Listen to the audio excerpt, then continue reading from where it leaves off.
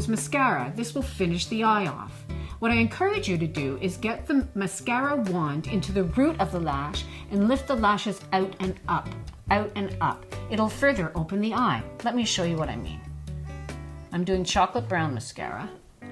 I get it into the root of the eye, the root, and lift out. See how I'm sort of pulling the lashes out and up, out and up.